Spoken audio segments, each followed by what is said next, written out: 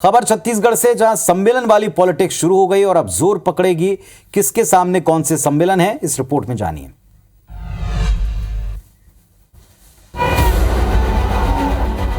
कांग्रेस ने बस्तर में अपने भरोसे के सम्मेलन की शुरुआत की। अगला सम्मेलन मुख्यमंत्री के क्षेत्र पाटन में होगा, जिसके जरिए इस प्रदेश सरकार अपनी महत्वपूर्ण योजनाएं, गोधन न्याय योजना, राजीव गांधी किसान न्याय योजना, स्वामी आत्मानंद विद्यालय योजना, बेरोजगारी भत्ता योजना समेत अन्य योजना और उपलब्धियों को जनता तक पहुंचाएगी।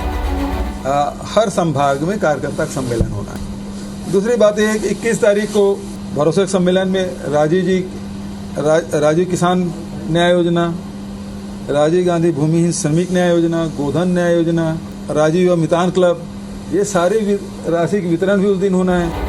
दूसरी तरफ बीजेपी प्रधानमंत्री मोदी के 9 साल के कार्यकाल पूरा होने पर प्रदेश भर में महा जनसंपर्क अभियान शुरू करेगी, जिसके तहत केंद्र सरकार की योजनाओं का प्रसार होगा।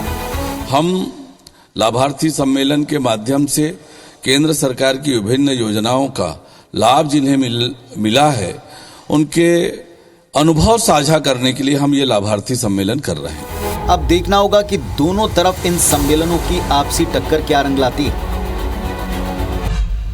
तो ये साफ दिख रहा है कि प्रदेश में अब चुनाव के नजदीक आते आते ऐसे सम्मेलन, दरअसल जो संपर्क के साधन है, इस पर सियासत होगी। आखिर बीजेपी कांग्रेस की सम्मेलन वाली सियासत क्या है, इसको डिकोड करते हैं। करीब 4 महीने बाद छत्तीसगढ़ में चुनाव पड़ेंगे और इसके राजनीतिक लिहाज से देखें तो 4 महीने का ही अंतिम वक्त अब दलों के पास में इस टर्म के लिए। बीजेपी कांग्रेस दोनों इस बात को समझते हैं, अगर वक्त पर जनता के बीच न गए तो फिर नुकसान होगा।